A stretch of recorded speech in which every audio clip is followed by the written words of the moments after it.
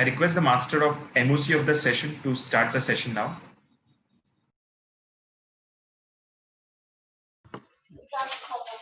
A very good morning to all of you. Let's begin the session with ICI motto. I would request Shehzad Bhai to play the same.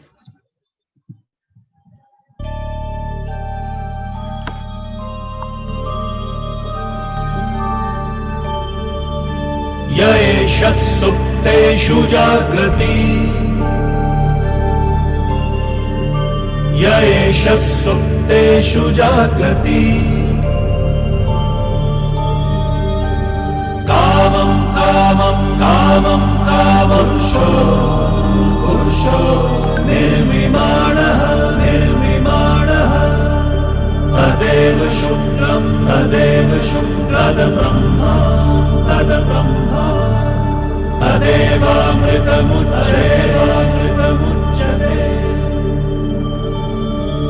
तस्मिन् लोकः शतः सर्वे तदूनात्यपि कश्चनात्यपि कश्चन एतद्द्वैता एतद्द्वैता एतद्द्वैता एतद्द्वैता एतद्द्वैता एतद्द्वैता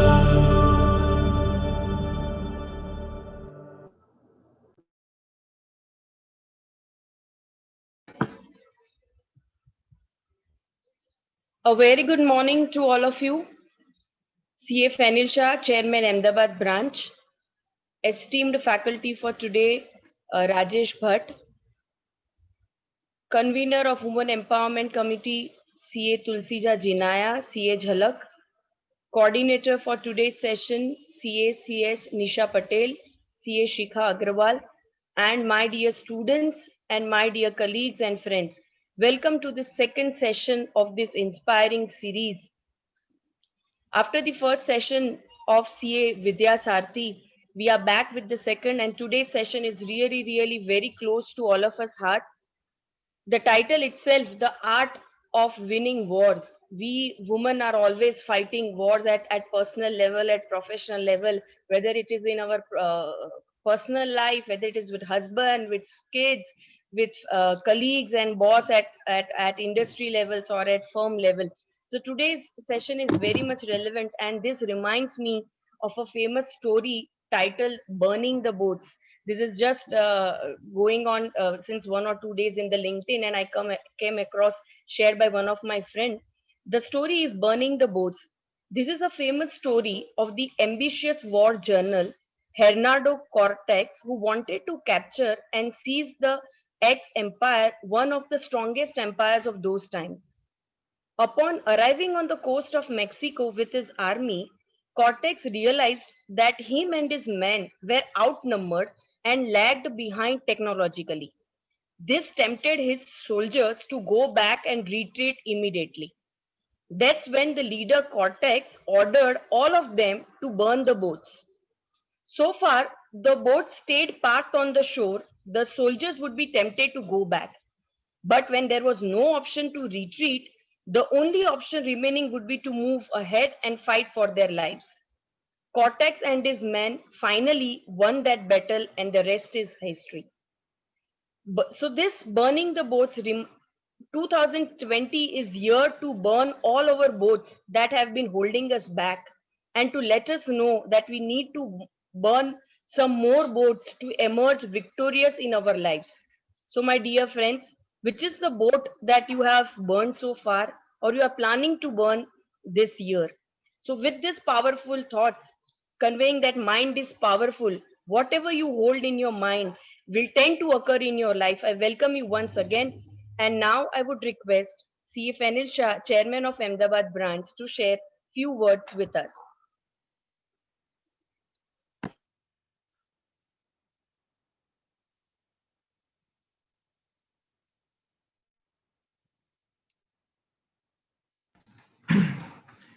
Thank you. The very learned speaker for this session, Shri Rajesh Bhagatji, the founder and CEO of Iron Lady.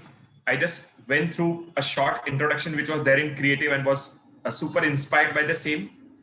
CA Anjali Choksi, the chairperson of Women Empowerment Committee and also the chairperson of the Students Association of Ahmedabad branch.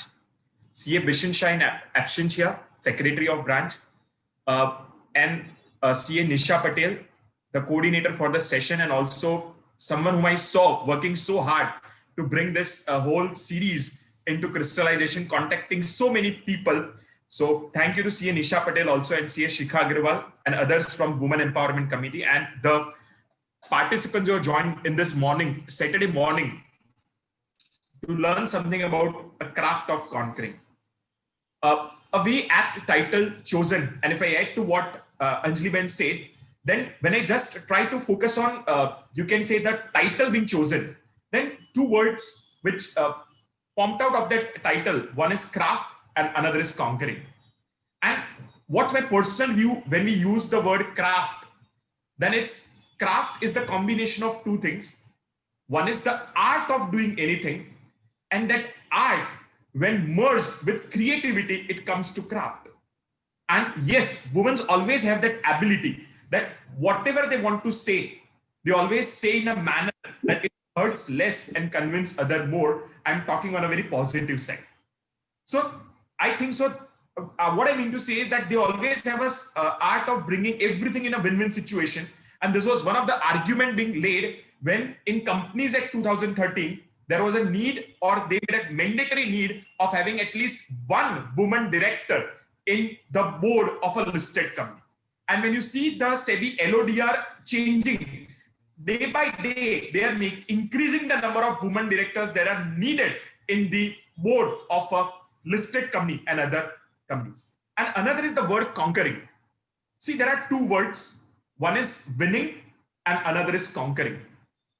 When you have an intention to win something, then what's your end result? You want you to win and the other to lose. So you'll always try to anyhow conflict and try to prove yourself as right. But when you focus on conquering, right, that's when you see in Mahabharata means when Ramji conquered on Ravana, right? He told Lakshman to sit beside the feet of Ravana, right, and to focus on what went wrong, and also he told to forgive Ravana. That's an attitude of conquering. So when you focus on conquering, your intention is not to win and lose. Your intention, to the extent possible, to go on a win-win situation, or to the extent possible to go on a compromising situation. So in win, you focus on conflict, and in conquering, you focus on confidence. Why I shared this thing, that at the end of this session, let us all, core people who are attending this webinar, always try to shift their focus in day-to-day life into conquering the things and not into winning the things. That was the main intention of sharing this personal opinion at this particular juncture. And apart from this, friends, I would just like to convey that today evening we are having two very important sessions. One is on forensic audit, and in that the speaker is going to focus on shifting our focus from forensic audit and making it more elaborative, involving ourselves even in a creative manner into forensic accounting and also into forensic investigation. Also, ICAI is going to come up with the standards on forensic elements soon. Also, in the evening, we are having a session on, you all might be aware of that we are going on with one series of workshop on PhD. That is how you can do research. And today is going to be the fourth session. So if you missed the train, still you can join today's session, and all the past sessions records will be available. And all the speakers are from Pan-India, expert in their field. Also, friends, in the next month, we are going to celebrate the 100th birth anniversary of Nani Palkhiwala sir, and are going to come up with 5 very unique sessions, right, from the qualities or the way Nani Palkhiwala sir led.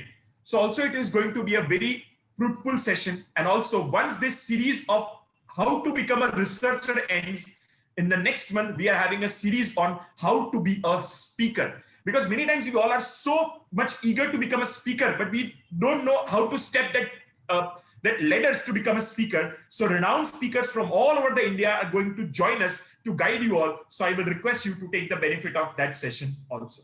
So again, I thank you all for joining this particular session. And again, whenever I attend any session for dedicated specifically to women, I end up by saying that when it comes to a man, he works from home, but when it comes to a woman, he works from home, and she works from home, and she also works for home. So kudos to this ability of balancing the things, making everything run, right? Maybe compromising on your own side, but never letting it know to others. So salute you all the women, and thank you for giving me time to address this particular thing.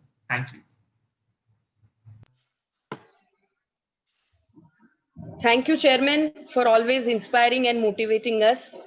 With this motivating words, I would now take the session ahead, requesting CA Nisha Patel to introduce the esteemed faculty for today.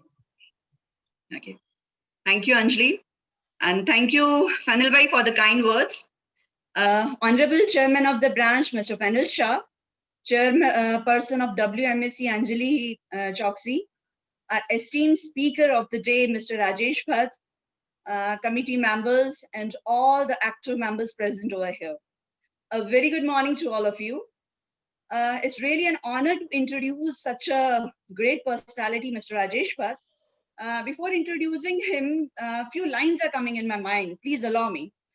When he starts believing and acknowledging her innate strength, he testifies himself to be the real man on this earth. With these words, I would like to introduce the real man, Mr. Rajesh Bhatt, who is working really hard for the upliftment of women. Mr. Rajesh Bhatt is a founder and CEO of Iron Lady, a leadership platform which is enabling 1 million of women to reach the top through unique art of winning technology. Mr. Rajesh Bhatt has been awarded as a Real Heroes of India Award by CNN Network for transforming illiterate villagers to BPO employees. Apart from this, he has also won numerous awards over the last few years. He is also the co-founder and trustee of Head Held High Foundation, which is an NGO working to eradicate poverty. He's a serial social entrepreneur, and Iron Lady is his 6th startup. He has also run many programs where he trained uneducated youth for organized industries. And for this work, he was showcased by Mr. Amitabh Bachchan ji on Star Plus 2. Mr. Rajesh, we are really honored to have you in between us, and I welcome you on behalf of all the members. Kindly enlighten us with your profound expertise. Thank you so much. Thank you so much, Nisha Ben, Fanil Bhai, Anjali Ben. So all of you, thank you so much for the honor of having me speak to all of you, right? So I tell you, first thing I want to share with all of you that I really miss being in Ahmedabad. So every year we used to conduct at the Sabarmati Ashram an event called Global Action on Poverty at the Sabarmati Ashram. So I used to spend almost 2 days at the Sabarmati Ashram so out of the 3 to 4 days we were there, I would personally be there for 2 days, right? And it was a beautiful experience being at the ashram, spending time on the bank of the Sabarmati. It is really beautiful, and I've been and one thing I must tell you I don't miss is the breakfast of favdas and jalebis. So first time I came to Gujarat, I was shocked to bits. Somebody said, this is almost I think about 15 years ago, right? So we had programs running in Gujarat and Patan. So Patan was I used to frequent Patan and Mehsana, and first time I went there. In the morning, I was very hungry. So this meeting was very early in the morning, 8 o'clock in the morning. I went there.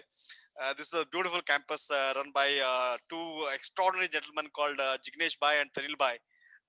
You might be knowing these people. This is in Patan, one of the largest campus in Patan. And in the morning at 8 o'clock, said Rajesh Bhai, aapka nashta. And then here comes a few jalebis and favdas. I said, nashta aa raha hai na abhi? Yehi nashta hai. I'm like, no. So for somebody who's been brought up to idlis and then dosas, I was like, really? Then I said, abhi aur kuch milega kya? I said, nahi, koi baat nahi, aapko dokla bhi khilayenge. I said, very nice. But the warmth and such hospitality, and then it was like a beautiful series of conversations, and I stayed in Ahmedabad. Used to go on strolls late in the evenings in Ahmedabad. Loved the street food, loved the people. Such warm, such beautiful hearts. People, you know.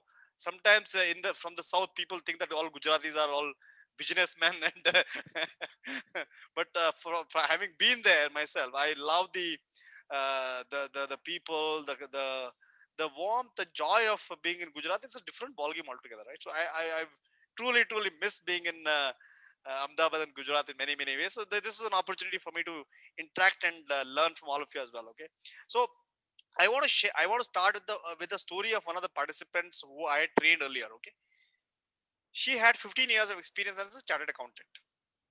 15 years, almost 20 years of experience as a chartered accountant. She came to one of our programs almost 2 years ago, 2.5 years ago. Okay. When she came to the program, I said, why does a 20-year experienced chartered accountant want to come into a program like this? I was a little curious. I asked her, what is the revenue you make? She said, I'm making about 60 lakhs per year. So I said, what is your BHAG? We have a concept of BHAG. She said, Rajesh Bhai, I want to make, so she comes from Solapur. Okay, Solapur she's one of the top chartered accountants in Solapur. Now, she said, I want to make 1 crore per year. I said, she's already making a 60 lakh rupees per year. So very good clientele, good reputation in Solapur, one of the top chartered accountants in Solapur. So as I started discussing with her and then supporting her a little bit, I realized one of the biggest challenges that she was facing, and then she started saying this with me, was the amount of politics that was happening around her was unbearable for her. She was an extraordinary chartered accountant, 20 years of experience, right? She had every experience, she had every understanding about what it takes to, account your business, all the other stuff which I have no clue about many of these things. Okay, when I first became an entrepreneur, right? I became an entrepreneur at the age of 24. First time I became a CEO of the company. My first reaction at the board meeting that I had was I had a nightmare in the board meeting. You know why? I had no clue what is EBITDA. I had no clue what EBITDA was. I had no clue what two doubles accounting. Even today I don't know all the terms, right? I have no clue how to do tally entries. None of this I knew as an entrepreneur, right? Even I did not make a budget. This is almost 13, 14, 15 years ago now. So that's the way that I started. I had no clue what finance was, not budget was, no balance sheet, no P&L, no debit credit, nothing. I just knew that if I sell something and then somehow I make some money, so I'll survive. Or how to raise money as an NGO, how to be a CEO, I knew a little bit. As I was supporting this leader, now I've been supporting a lot of finance professionals, senior women leaders who are finance professionals, directors of top companies, global top companies who are finance directors of these companies also. We have been supporting a lot of them to reach the top in their finance profession, including how to join the board of companies very well, all this stuff. And as I started speaking to this person, right, her name was Miss Doshi, right? So she said, Rajesh, so she apparently was working with her father-in-law. Her father-in-law also was a chartered accountant. Unfortunately, her entire family was and apart from her, perhaps a husband who was not even standing with her, like really powerfully standing with her, she had politics all around her family. Her uncle was against her. Her her husband's, all the other brothers were against her. So everybody was against her. Why? How can a woman make 60 lakh rupees per month per year? How can a woman employ 10 people in their company? Not a company, of course, it's a firm. So how can she aspire to make a crore per year? And there was another partner of hers, her relative of hers, who was somehow trying to steal the legacy of the firm that she had set up. When she had first set up this firm, so he was the business that she had built away from her. So she was really struggling. Now, my first question to her was, how are you going to deal with this politics? What are you going to do about this? What is your aspiration? Now, how many of you here, right? All the chartered accountants or chartered accountant students, how many of you want to enter, let's say, a board as a board member in one of the top MNCs? How many of you are interested like that? Anybody like that? Okay, very good, very good. So many of you are interested in being the top board members in other top MNCs, right? How much do you think you can you get a compensation as a board member in any of these companies? Yeah, Nishika, I can't hear you. Go ahead. Sorry. Yeah, go ahead. Now you can unmute yourself. Yeah. Shika, Yes, how much do you get as a what is the compensation level as a board member of these, let's say, top companies? it's not listed top companies, but it's one of my client companies only. He has kept me as a board member, and he is giving me an honorary Okay, got it. amount. But what is your estimate? How many of you know the compensation levels as board members in some of the top companies? How many women here?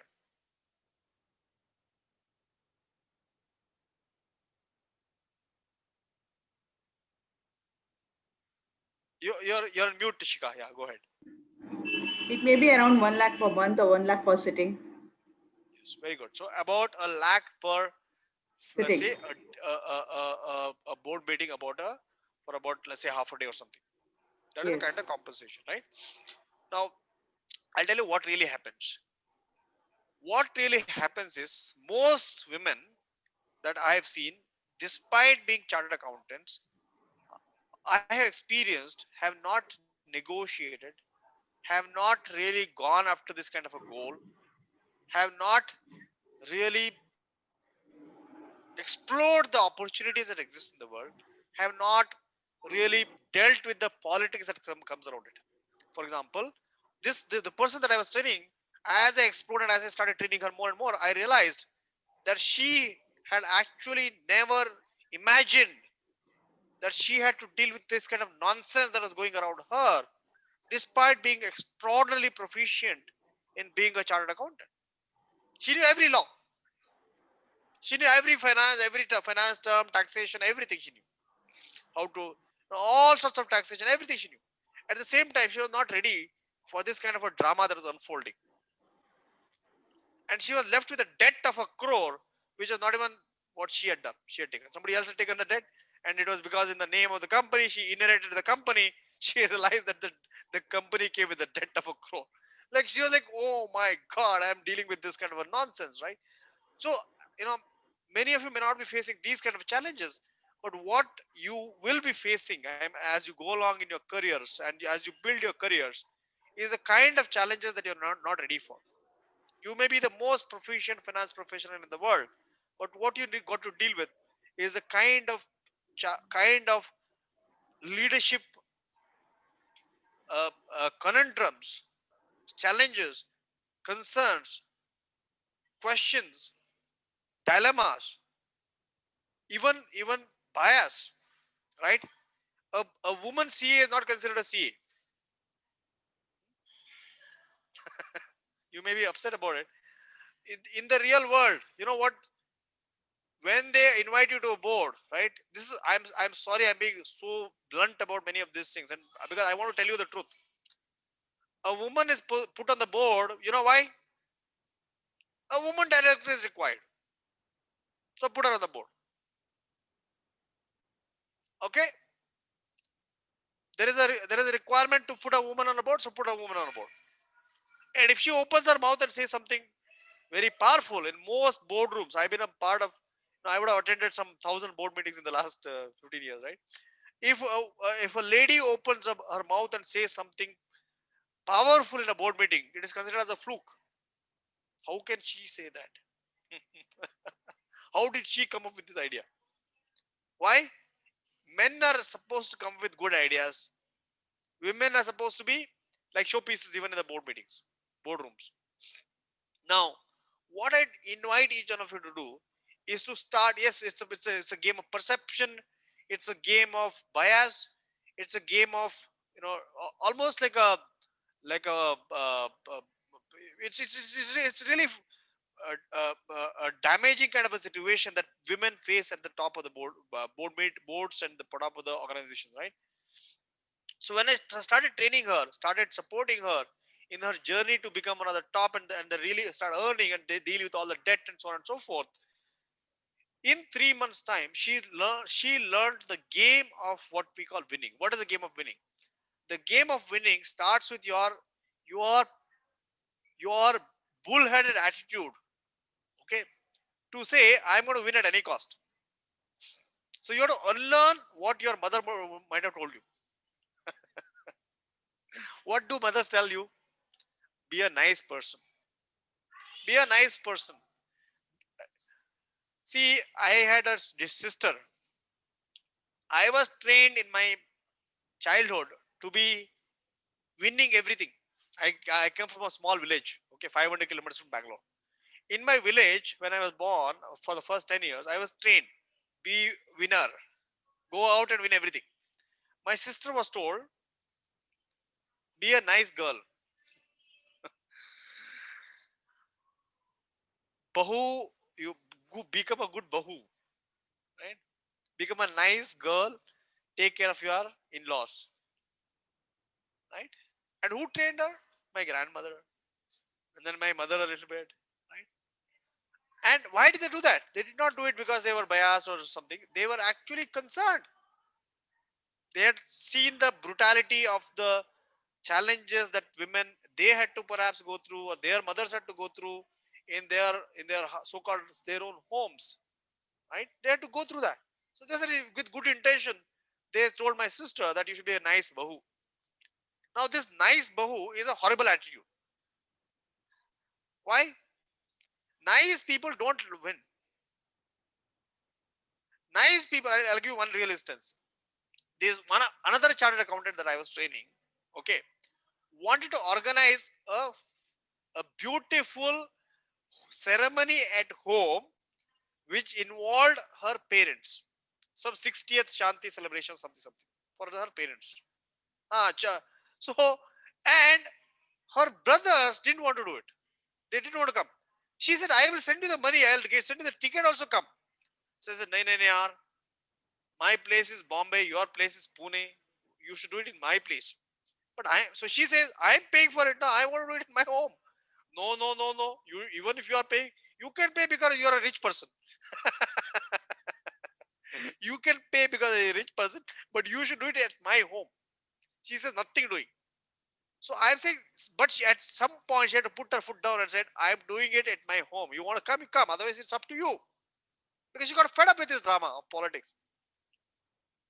So she had to unlearn the niceties of, being a nice girl, being a nice gentlewomanly kind of person, right? So I'm nice person. I'm nice. I'm going to be doing my work. So the biggest perception that you need to break is called nice people. Fair world is fair. Please understand one thing. I want each one of you to just absorb this and understand this. The world is unfair. Okay, the world is unfair. The boardrooms are unfair. Companies are unfair. Organizations are unfair. Communities are unfair.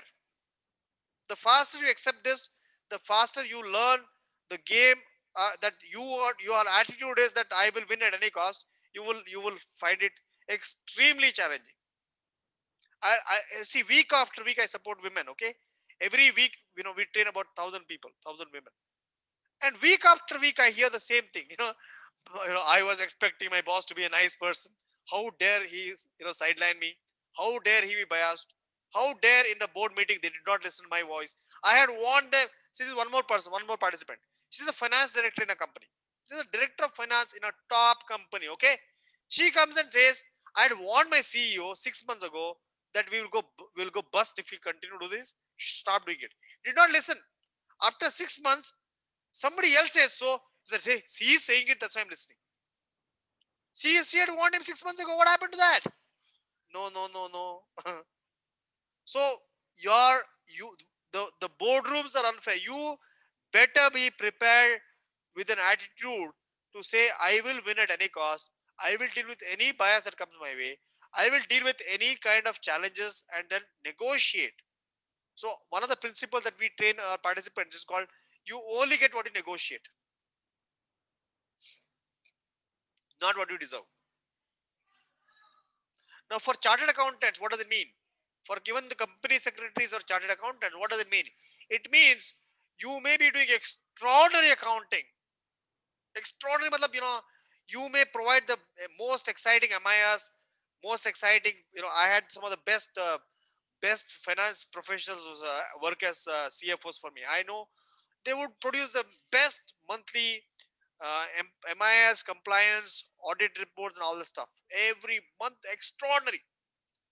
But if you don't negotiate around your own path and your own life and your own growth and your own compensation levels and your own what is worth for your life, you will realize 20 years have passed, you are still not reaching the pinnacle of success that you want to reach. And your own mother will tell you, beta theek hai na, bacche to acche hain.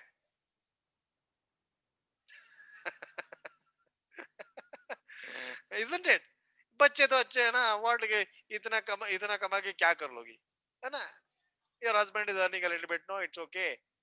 And most husbands are insecure about their wives being CAs. Most husbands are very insecure.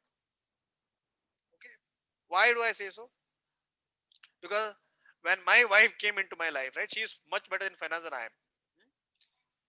After first 1 month of looking at my budget, right, when we got married, first month of looking at the budget, she said, what are you doing? You are an idiot. You don't know how to manage finance. I was very offended. I was like, how dare you say that? I'm earning so much money. She said, where is the look at the bank balance. Bank balance was negative. I was earning a lot of money, but bank balance was negative. She said, you don't know how to manage finance. You give it to me. I said, I'm the man of the house. What do you think? Then after 1 year, slowly, I started. I will interrupt. Means you were also like the old-fashioned man. Yeah. So when I got married, before the lady comes into your life. Yeah. I said, what is this? Men are supposed to deal with the finance and everything else. What do you think you're doing? Then after 6 months of she insisting on it, I slowly started eating my ego and said, "Thoda sa ek account sambhal lo." And then that account went up. That money went up. In 4 years, we were buying our dream home, dream car, everything we were buying.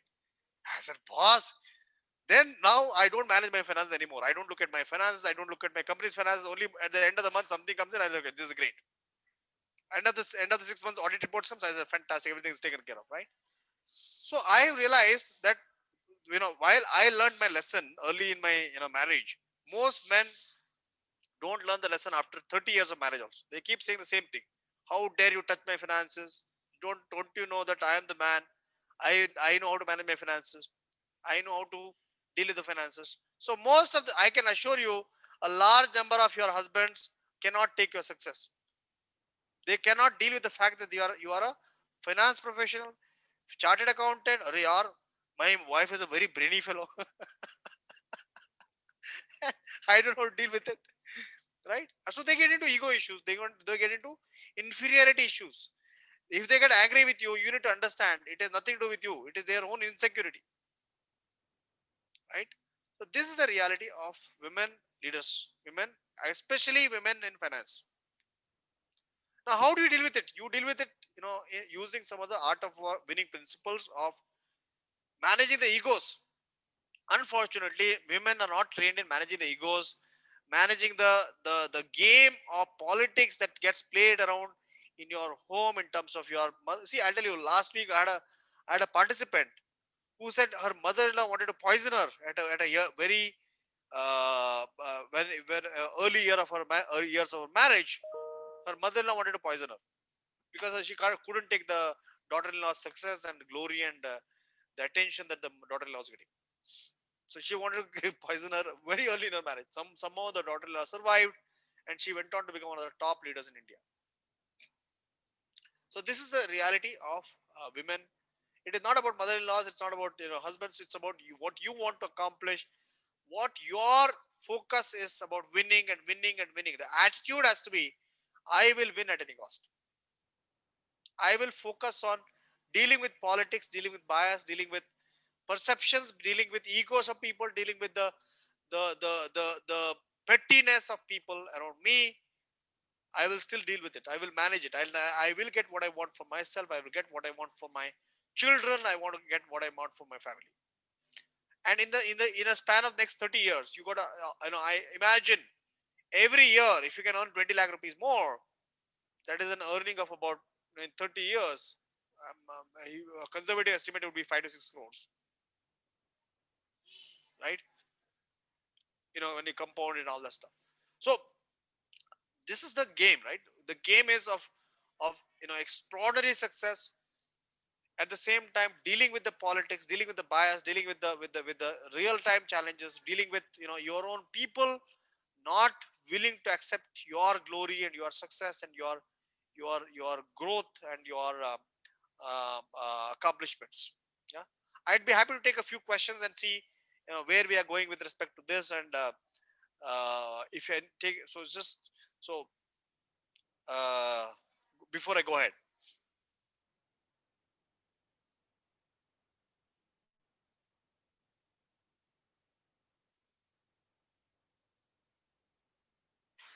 no questions.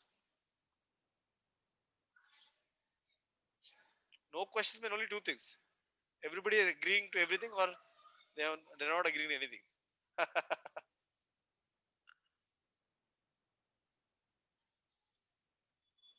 No questions. Anybody has any? Rajesh, Yes, Anjali. yes, yes, Rajesh ji, I have a question. Yes, Anjali. Just as what we are discussing, that let's say there is only a one woman director in a board meeting with all other males. Generally, all the males have this tendency that whatever smallest thing they have done, they keep on praising each other. And when it comes to us, there is no one to support because you are the only woman. And let's say you have done something wonderful thing, but then there is nobody to support you or nobody to give credit to you. So how with this environment, how we deal with this? That's an excellent question. See, this is a very common situation. No? So most women, especially if you are a chartered accountant, right? Generally, what happens is you may be the only one board member in the boardroom, and majority of them are women. Men. This happens very often in companies because as you reach the top, there are very few women, right? So you will only find 2%, 5% in the board meetings. So you are the only woman leader in the board meeting. So what happens, and then everybody else, see what happens. There is a lot of how do you say, pseudo feminism. What is pseudo feminism? Can somebody tell me what is pseudo feminism? Pseudo feminism. What is pseudo feminism? Pseudo-feminism means symbolic representation of women. Women are very good. Women are very good. They are very good. Yeah, they are very good in managing companies and family also. These are all symbolic gestures. Is it good or bad?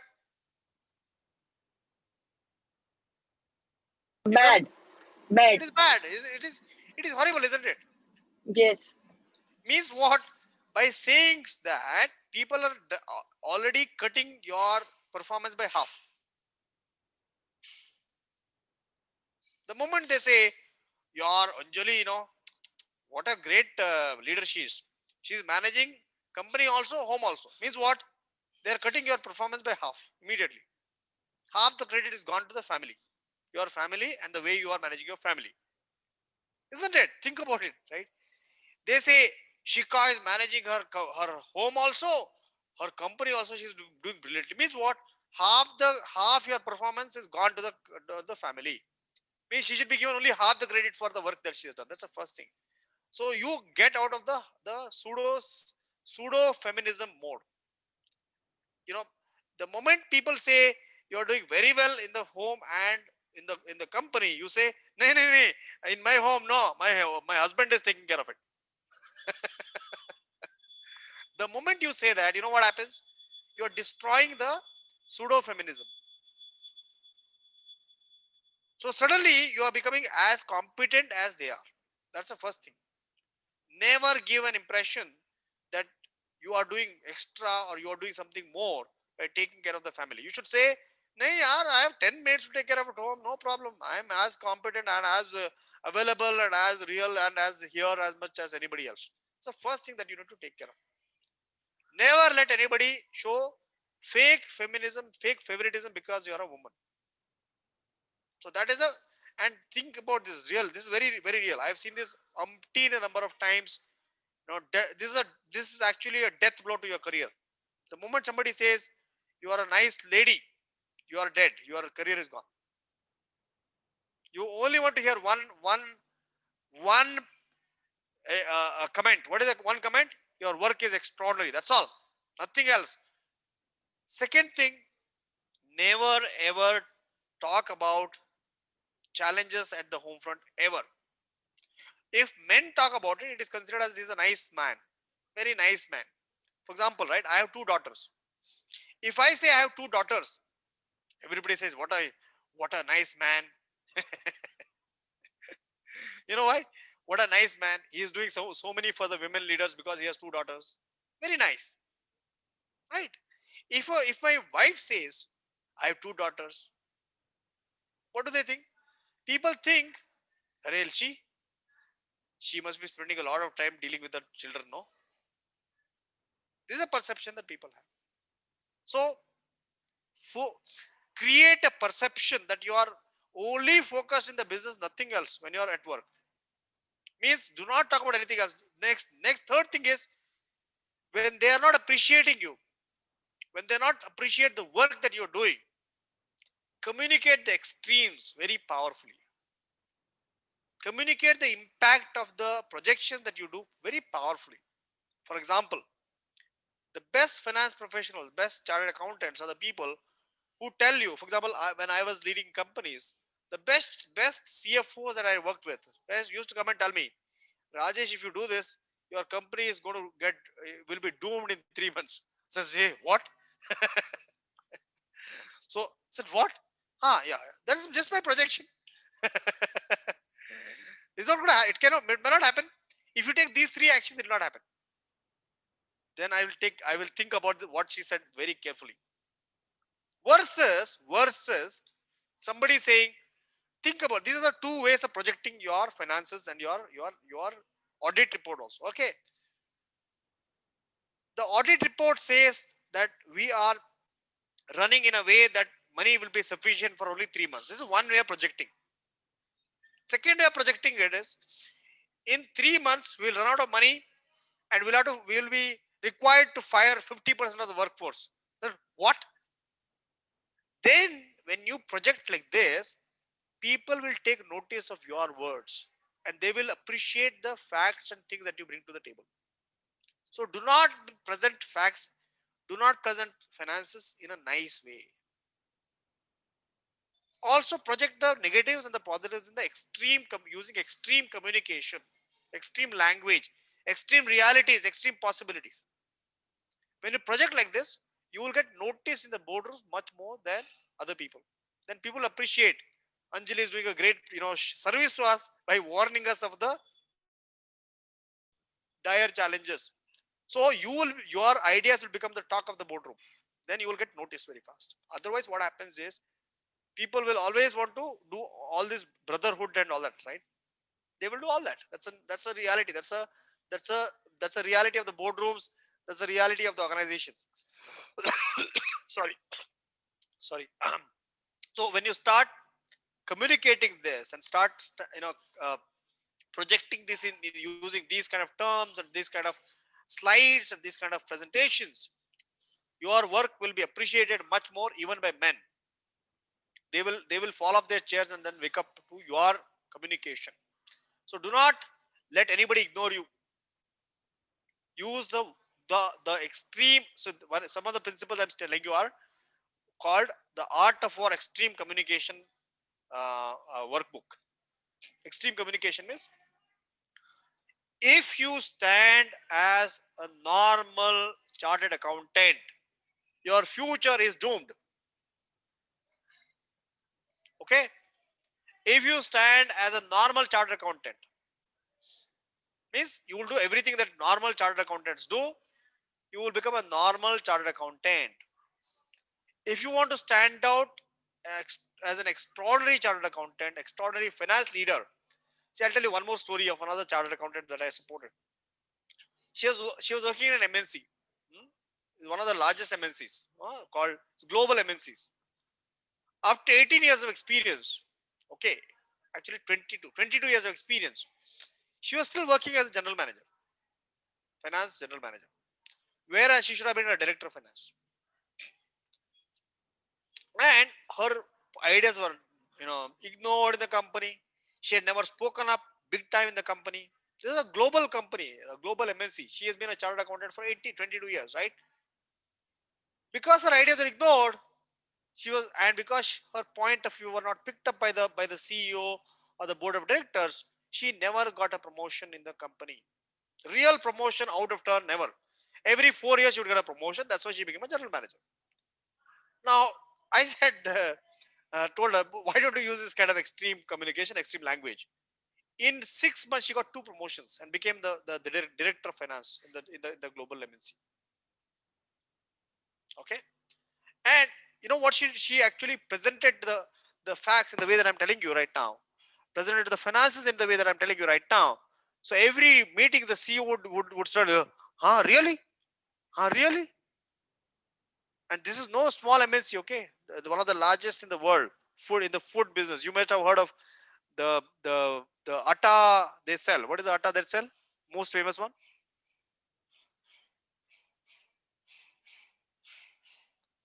Okay, so they're the global organization, that, right? Not IDC, some of the competitor. So they used to, so Pillsbury. So they are the owners of that. So she started projecting, and then in 6 months, this is an extremely bureaucratic organization. She went on to get 2 promotions in 6 months. This is the art of projecting, Anjali, that you need to learn this very fast. See, finance is only 20% of your job. I may sound very counterintuitive to many of you. As you grow up the ladder after 10 years of your work, finance is only 20% of your job. 80% of your job is being in the shoe of the CEO or the CEO of the director. This is what all of you, if you need to learn anything from these experiences that I've had of supporting all the senior finance professionals and finance leaders, you need to understand that whatever you're doing, finance would be 20% of your job after 10 years of experience.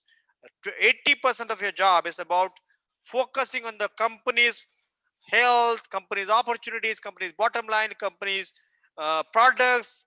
What are the company, what is the company's health doing in terms of the business and finance and so on. If you do this, you will go a long distance in your career.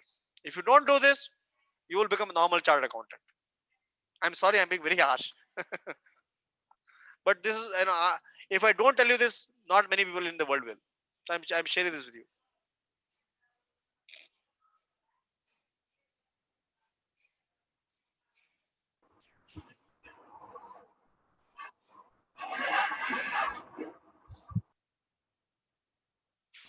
Negotiating fees. This is a very good question. So Hema, the reason why I asked you the question, how much is the board fees, is you need to first know what is the fees. You need to know what is the worth of a senior. Okay, I'll give you another example. One of the participants, she sits on the board of the companies, and she is a chartered accountant and a company secretary. And the good news is that she has done a good negotiation of working with the directors of the company to get, let's say, 1.5 lakhs per sitting or something like that. Now, how did she do that? Because she knew the fees, she had talked to people around, she had asked around. She also went to the board meeting with a clear presentation of opportunities and threats that the company has, and she clearly projected the worth that she has and what she brings to the company very powerfully before she went to the negotiation. If you go with these kind of inputs or data, presentations, facts, then start talking to them. Of course, I can't give you all the details and all the principles in the 5-10 minutes, but you start preparing like this with all the tactics, detailed tactics of negotiation. You will learn how to win the fees and all that stuff as well very powerfully. But first, know your worth. Understand that you only get what you negotiate. Start negotiating clearly and powerfully so you can get what you deserve. Okay? Any other questions, anyone? Hi, Rajeshji. Sorry, was anyone else trying to? Go ahead, Yeah. Khushbu ji. Yeah, I was hi. trying to connect, but yeah, please. Yes, Go on. ahead, Khushbu. Yes. Yeah, hi. So I have been working since almost 1.5 decade with one of the so to say big fours, and so I am a director with their tax practice at the moment. But I have so I a lot of female clients. As well, I've been observing things in my organization, the other corporate organizations. And what even you just mentioned, that there's a lot of politics up above. I mean, it gets lonelier the way you move up the ladder. There's a lot of gaga, especially I think somebody said in the session that yes, a lot of men do gaga about the other men colleagues' good work, and men themselves are also good at all of these things. They are good at politics, as against what is told about females that they gossip a lot. Actually, I have observed men gossip a lot in terms of what's going where, how much should I negotiate, things like that. And I have often received an advice that Khushbu, you should do gaga about your work. You should make it very obvious to everyone, or you should get into the dirty politics. Now, I have always been of a view that I am what I am. As a genuine person, I don't want to change myself. Yes, maybe the way I deal with politics is I don't play politics, but yes, I know how to bounce back the dirty politics at me. I am not a person who will want to do a lot of gaga or become a lot of, a popular personality in that sense. Yes, I do my work, and I ensure that with my work, I become, or I get highlighted with whatever in whatever direction I want to. Certainly, it's a difficult and a challenging path. And I wouldn't say that, you reach, or I have reached at a very successful a level in that sense that despite not doing a lot of gaga, yes, the work gets recognized, but yes, it would have been much more if I would have done all of that. Right. Now, the question here is, do I really need to change myself? Why do I need to change myself? If I'm a woman, if I have a certain ethics or principles to follow, and that's what changes me, or that is what is a differentiator versus a man and a woman. Why do I need Right. to change myself to get into a particular position? Why can I not get it with whatever my genuine strengths are? Because if you look at the counterpart, the men colleagues, it is their own self with which they excel, right? Or it's in probably in their day-to-day thing to play politics or to gossip or etc. So this certainly is something Right. I've always felt. Right. So again, the second point on our discussion of not discussing family, because then people, yes, I completely agree with you that the moment there is a discussion on family, people will start saying, okay, you know, you're a great woman, you're managing at both the ends, this, that. But when we compare a male colleague versus a female colleague, there's a lot more of loyalty which comes from a female employee. There's a lot more of empathy that comes from a female employee, right? Right. Now, Right. this is what is generally lacking in a male counterpart. I'm saying generally, not all the times. There could be exceptional male employees also. Right. But this is what I bring in addition to my own work, Right. which is equal to a male counterpart. Absolutely. Then why can't I come at that cost of giving time to my own family? So I am a strong believer. I've changed a few thought processes these days that yes, I am a woman employee. Yes, Right. I have my family at priority along with work. And yes, I come at this cost. Right. Because I bring something additional on the table, I will come at a cost. If Right. you want me, have me. If you don't want me, you're going to lose that additional part. Right. Is this a correct and a sustainable way of thinking? So You've had a lot of experience, practical experience. You've seen women go across basis their own right. performance. So okay. So let me ask the first question first, Kushbu. Okay. You have 13 years of experience, right? Yeah, 14 to 15 years of experience. Yeah. So now, how did I get to know? Certainly, I have to speak. No, how did I get to know that you have 13 to 14 years of experience? I think because I mentioned 1.5 decade. No. No. Okay, I'll tell you how I got to know. So I went through your LinkedIn profile. Wow, that's exemplary.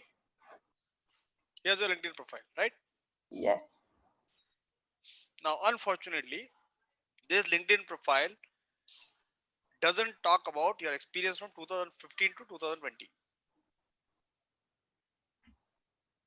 Okay. That's strange. Now, and that's my answer to your first question. Now, you don't need to do change yourself, but you have to change your outlook. Change your projections. Change the way you present yourself. Change the way you talk about yourself and what you do in a way that you are projecting your work in a way that it is highly impressive to people.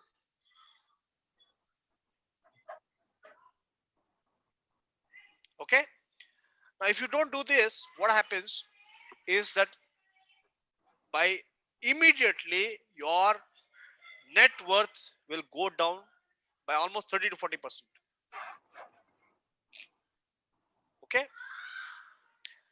Now, in the world today, a lot. So this is what I'm saying, right? Only 20% of your work going forward is about finances and finances. Rest of it is all about how you project, how you influence your CEO or the top leaders, how you negotiate around this, and how to get how to really do the other leadership work that talks about who you are in the world outside.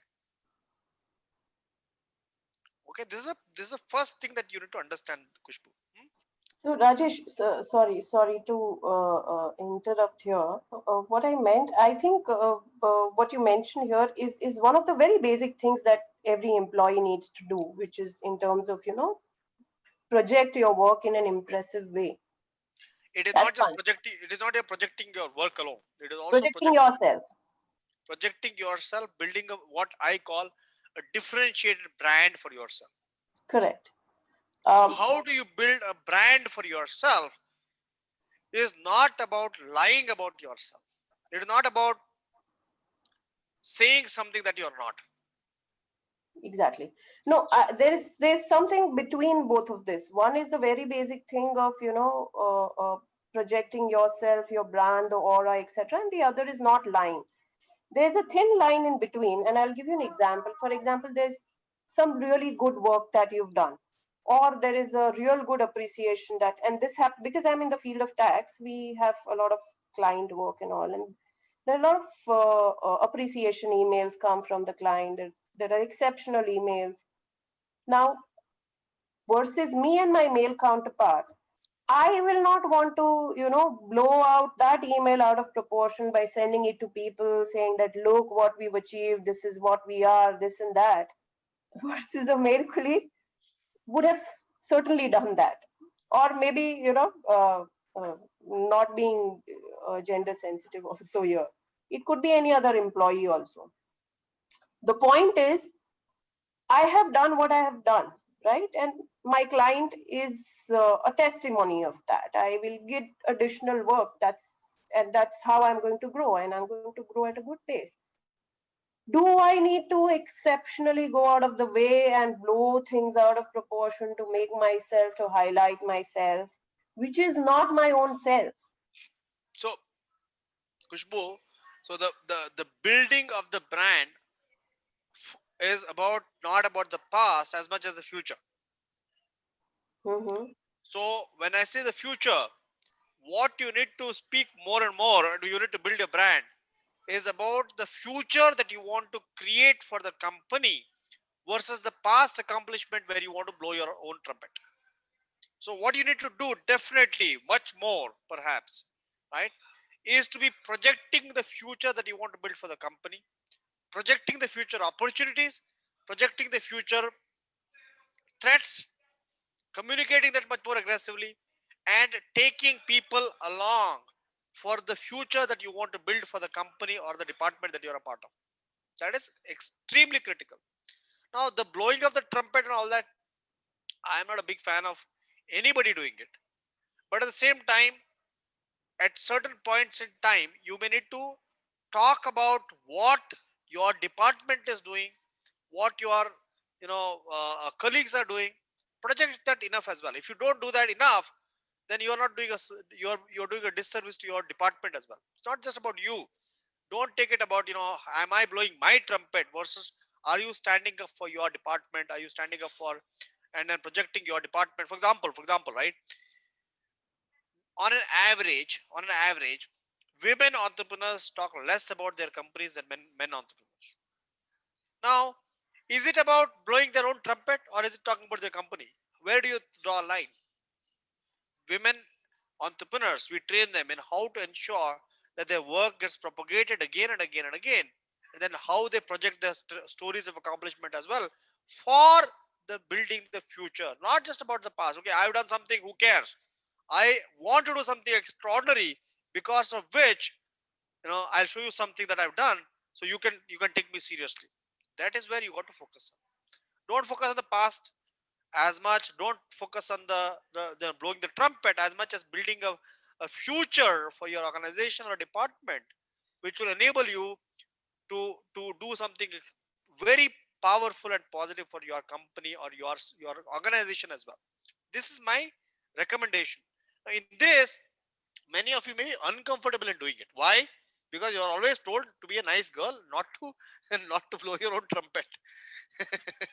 It is very normal that many of you feel uncomfortable. Many of you feel, okay, this is not me. But if it is required for you to stand up and then communicate powerfully and project your department or your organization or your your entrepreneurial journey, it is required for you to change yourself as well. It is required if you want to grow. If you don't want to grow, then it is a different ballgame. Okay, that is the first thing that I want to share with you. The second thing is for you to deal with the politics and all that, right? Being political is not the aim here. Winning is the aim. Don't become a politician. Deal with, okay, I'll show you a very interesting slide that we have. Okay, this is what I want to share with all of you, right? So yesterday's world was driven by muscle and stamina and strength, right? Physical strength. Yesterday's world was built like this. Today's world is built by mind and data and mathematics and money. Tomorrow's world needs to be built with empathy, heart, and emotion. That's why we firmly believe that tomorrow needs to be driven by women leaders. Right? Yesterday it was all like, this muscle man who would go around and then, kill everybody and then get the power. Today is still about mind and data and mathematics and money, right? Tomorrow, if you look at the entire pandemic situation, all of you must be knowing this, right? Wherever the women leaders are there, the situation has come under control. So it's been led by empathy, led by people who have the heart to bring it, right? Now, I'll tell you the biggest problem that women face is not that they don't have a heart. The biggest problem women face is that they are not able to project their heart and empathy in a way that they show that it is useful to you. They are not able to showcase that my empathy is very valuable to the company. They're not able to show. Some people who are able to showcase that are winning. Some people are not able to showcase that are not winning. So it is a given, Khushbu. What your point is extremely valid and important. I believe in it firmly that empathy is the need of the hour. We need to build extraordinary organizations on the foundation of huge empathy and emotion. Energy comes from emotion. Energy doesn't come from data. Think about something, right? Think about it, right? How does energy come from data? No, or emotion. Oh my God, we can do brilliant results. That's energy. That's emotion. You have natural emotion, natural empathy, but projecting that empathy is very important. I'll give you a real example of one of the participants. She said, my company is drowning and I know it. I've been saying it. Nobody cares. Right? Nobody cares. Why? She doesn't bring data. She doesn't bring, hard facts on the table. That's what they are saying. At one point, I told her, you forget about, showing the data. You tell them that here is my dire warning. We will close down in 3 months if we don't do this. How do you know? I have 10 years, 12 years of hard experience and my intuition says that we will close down in 3 months. Suddenly the CEO woke up. He said, is she seriously meaning it? Why? Then she said 3 anecdotes. I'll tell you 3 anecdotes to prove my point. And she won the debate and she showcased the worth of her empathy and intuition and energy. But most women, the biggest problem they have is not that they don't have empathy. They are hugely empathetic. The problem that they face when they go to the world in winning the wars that are really important are that they are not able to showcase the empathy in a way that companies, top CEOs find it valuable. So my suggestion to you is forget about politics. You do not be a politician. You want to showcase and lead with empathy. Extremely important. However, learn the art of projecting and showcasing the empathy in a way that people will quickly appreciate it and value it. People do not pay money for empathy because they don't see the value of it. So if you can do it, you'll get the top bucks and you'll win it again and again as well. Is that clear to you, Khushbu?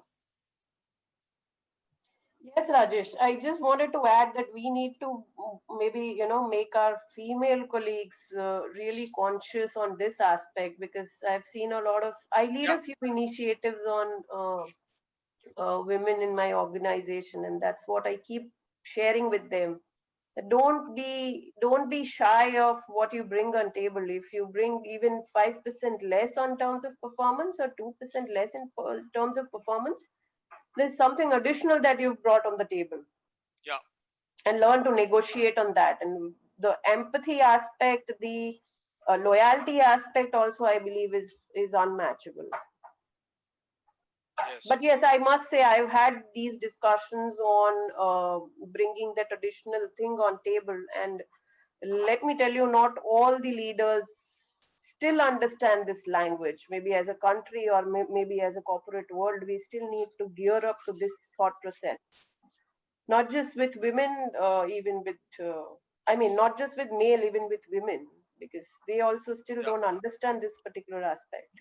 That's absolutely that is why that is a reason for existence of Iron Lady for me as well, right? For us, the reason why we run Iron Lady is to ensure that as many of the men can be made aware of the potential and the possibilities, and as many of the women can be trained in developing the breakthrough leadership capabilities so that they can really reach the top. That is the reason for our existence as well. Yeah. Yeah. So Hinal, you had a question. Go ahead. Hinal. Yeah, what is your advice on dealing with or managing what you in between said that? I mean, yes, Sorry, say it again. definitely. You just mentioned in between or managing men's ego. What is your advice on that? Find the right timing to beat the ego. If it is about beating or killing, so then it proves like what goes around comes back No, around. I'm not. I don't mean that. What I mean is that start figuring out the right timing. Right. So right timing is the best way of dealing with egos of people. Find the right timing to make the right comment, and blow hot and cold. Don't be the straight line.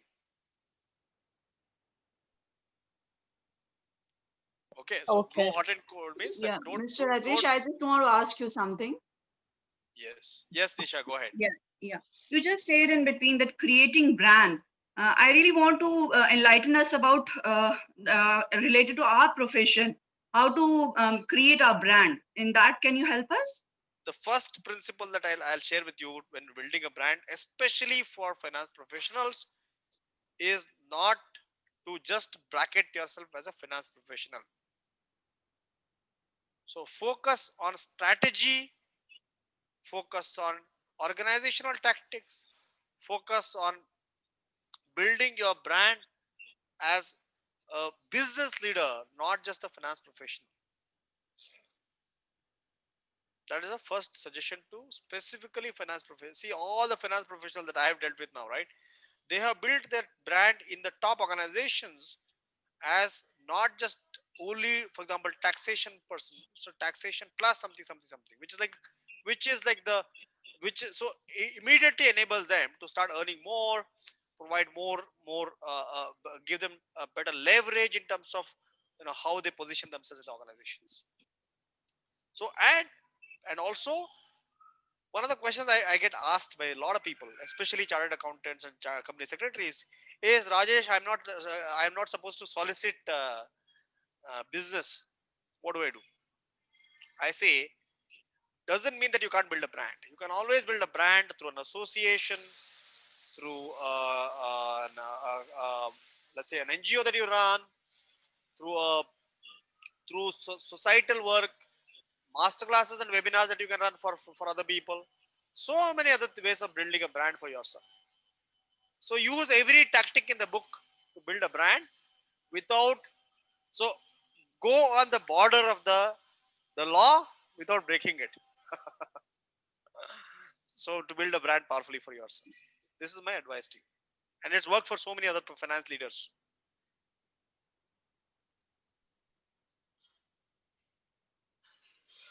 Okay, thank you. I hope that you got. Sorry, say that, Nisha. Sometimes what happens, creating brand, even if sometimes you have good brand, sometimes that is also proving as a negativity for you, because in the male oriented these stuff sometimes they feel insecure if you are having this type of brand and all that. So something how to deal with all that stuff, can you enlighten, Yeah, see, please? this is what I said in the beginning also, right? See, just because other people are upset about you building your brand, you can't compromise on building a brand, right? So building the brand and managing the egos of other people are two separate things. Think of them separately and deal with it. So building a brand is you can't compromise on winning. You can't compromise on winning because somebody else is getting upset about it, right? So you manage your husband's ego differently and manage your brand separately. That's in if people have issues. Oh, my husband is getting upset because I'm building a brand. Manage your husband's ego differently. There are 100 ways of managing it. Different. I'm just giving a husband as a extreme example here. Yeah, many of your husband may not be there. Husbands The are quite situation. cooperative. As far as Yeah. I have seen and experienced, mostly husbands are not that way. Like what I am experienced with my circle and all that, they are always supportive. That's what I suppose. But obviously, the issue is different with everybody. Yeah, absolutely. So I'm just giving you as an example, right? One extreme Yeah. example. There may be, uncle, nephew, your own partner sometimes. Some women partner with other men, and that becomes a big issue, right? The moment the person you are two partners, right? So one partner, two partners, so it becomes too much of an issue, right? So deal with them, separate issues and challenges, and you can deal with it. Super. So thank you so much, everyone. It was really enjoyable speaking to all of you today, and I had great fun talking to all of you as well. Thank you so much for your time. If anybody is interested, so we conduct a 5-day master classes for women itself. So if anybody is interested in attending the master class, you can go through the 1 second. I'm just possibly giving you a. I'm just pasting a link here. If you're interested in going through a 5-day masterclass that we conduct, and we are happy to support you in this as well. This is a free 5-day masterclass for leaders that we conduct. I think somebody, Nisha, did you attend the masterclass that we conduct? Yeah, I have seen that. Yeah, Okay, yeah. okay. So That Nisha was has a been a part of great, it. yeah. So any of you are interested in going through our masterclass specifically for women with 5+ years of experience, you can attend the masterclass. I just typed the link in the chat box as well. So all of you can attend it, and you can have some great more learning and more growth for women leaders as well. Yeah, sure. Thank you for the link. We will all try to join this workshop. Yeah, this is a free workshop. This is a free masterclass for 5 days we conduct for women with the purpose to enable 1 million women to reach the top. Okay, so you can, in every Tuesday we start a masterclass. We have hundreds of women going through the masterclass every single week. So Yeah, all of you it is quite informative and quite enlightening. I would suggest everybody that do attend it. I really like that. From that only, I just come to know Mr. Rajesh Bhatt, and I felt like bringing him to this platform so that we all come to get to know about him and what he his whatever he is suggesting.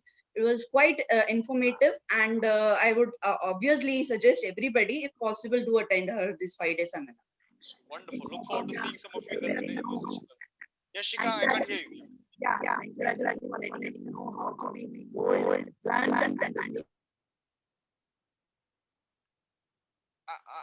I'm sorry, I lost you in between, Shika. I couldn't hear you. Yeah, I think Shikha.